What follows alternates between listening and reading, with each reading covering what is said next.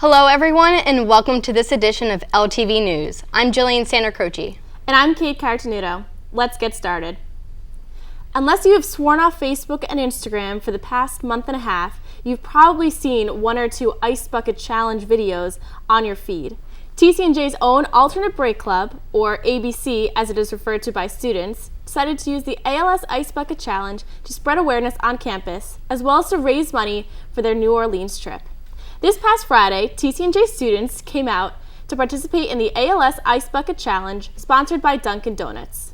At 4 o'clock sharp, students lined up to fill their buckets or recycling cans filled with water on the Sundial lawn. The Dunkin' Donuts truck set up camp near the stud and offered free samples of new coffee flavors, which almost every student participant indulged in. Alternate Break Club's Erin O'Connell shared what she hoped the event would accomplish, saying, quote, "By partnering with Dunkin' Donuts, our goal is to not only raise money for ALS and donate to their amazing cause, but also to promote the need for restoration in New Orleans. Hurricane Katrina's 9-year anniversary just passed, and there is a ton of rebuilding to still do.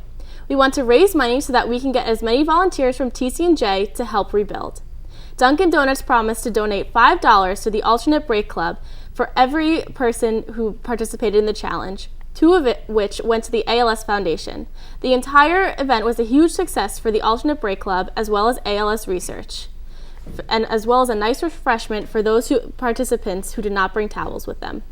During the week of September 8th, the college's Sigma Kappa sorority held its annual Ultraviolet Week to raise money for the Alzheimer's Association, which marks the 4th year of the week-long event. Alzheimer's Association Representative Rose Berger came to the college at the outset of the week to stress the importance of donating to the cause and to educate individuals about the disease.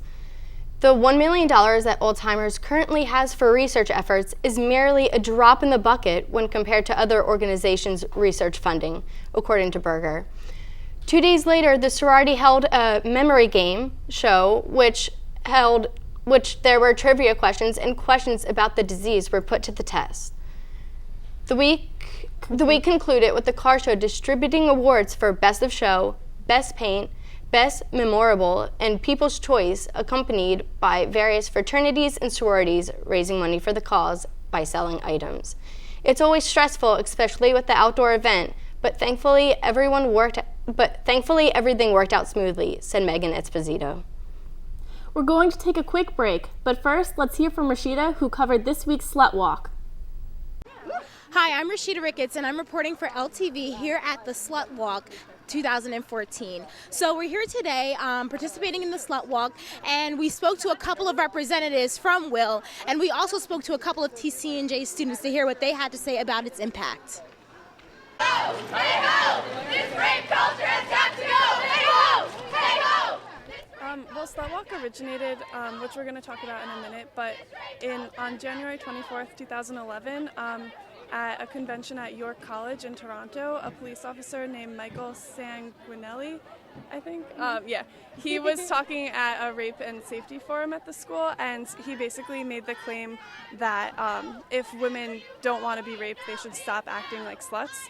And so that was like the first instance that the event was like replying to. And so Slut Walk was kind of a way of saying that it doesn't matter how we dress or how we're acting as women, like we should teach don't rape instead of don't get raped. And so the name Slut Walk was kind of a way of turning the word slut around and embracing it as something that can be empowering instead of something that can be used as an excuse for victim blaming. So I feel like Slut Walk is really saying that we're going to embrace this term slut and say that sluts don't actually exist. It's a term that we've totally constructed as a society to police women's behavior, to say that sluts get raped, and they don't, because sluts aren't real things. And so like today, for example, I'm wearing the clothes that my sister was sexually assaulted in, and a cop did comment about her clothes when this happened to her. So this is a really powerful experience to sort of, gain connectedness with people who have suffered from this and who have seen it happen and who know about it and who may perpetuate it with their behaviors. So we want to talk about, why we need to stop doing this, why we need to stop blaming people for crimes that have been committed against them, and hopefully gain solidarity in that way. In addition to the actual walk, poetry readings were given by TCNJ students as well as featured speaker Kelly Robinson. The event garnered a successful turnout of both male and female TCNJ students.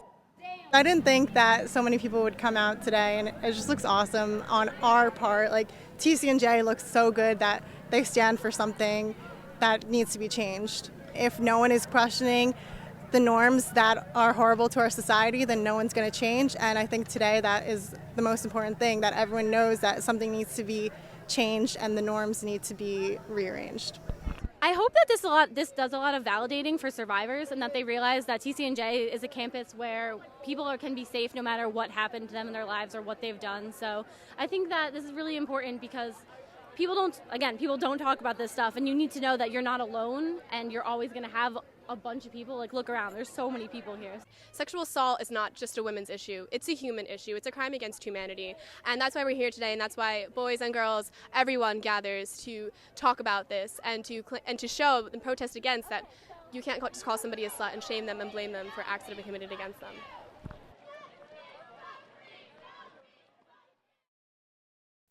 Thank you, Rashida, and we're back with the remainder of our discussions. The official TCNJ Campus Town Facebook page announced on Friday, September 12th, that the highly acclaimed Panera Bread franchise is the newest addition to the list of retail to come to Pennington Road. The college's campus town, which is said to be complete by the fall 2015 semester, is a project costing nearly $86 million. Panera Bread will be stationed at the north end of the establishment with its own 4,300 square foot building, said Greg Lentine, the Director of University Campus Development at PRC Group. The impressive lineup to be enjoyed by the UN community also includes Piccolo's Trattoria Italian restaurant, Red Berry Frozen Yogurt, Yummy Sushi, Mexican Mariachi Grill, and a Barnes & Noble bookstore with a Starbucks. Quote, "It's going to advance the already incredible atmosphere of TCNJ as a campus community," said Teresa Zoya, a junior at the college. Most students at the college are more than a little excited for the new addition to campus, especially those who have already signed a lease to live above Campus Town in the fall 2015 semester. Virtual tours are available on Facebook for those students who hope to check out what the apartments will look like. LTV recommends you to like Campus Town on Facebook for up-to-date on the latest happenings of Campus Town. This past Sunday, Sigma Kappa's car show took up lots 4 and 5 at the college in order to raise money for their philanthropy, Alzheimer's research. The event lasted from 10 to 3, with many car owners coming out to support the cause. Other organizations took up to setting up booths and setting baked goods, and even selling lemonade to those who came to check out the cars. WTSR was there, helping the women create a fun, energetic atmosphere on a beautiful day in mid-September. Hot dogs and other refreshments were also available for purchase, while others flocked to get ice cream to cool off. Jenna Bruni, a member of Sigma Kappa sorority, stated, quote, "People showed off their vintage or sports cars to bring everyone together and raise awareness about a very serious issue which has sadly hit home for far too many people. Overall, it was a huge success. We had a great turnout with a combination of our UV week and the car show. We were able to surpass our fundraising goal." Ultimately, the 3rd annual car show held by Sigma Kappa was fun for all and will hopefully contribute to important Alzheimer's research. Well, that's all we have for today. If you would like to become a part of LTV, email us at ltv@tcnj.edu or like us on Facebook. For all of us here at LTV, I'm Kate Caratanudo. And I'm Jillian Sandercirchi. Take care.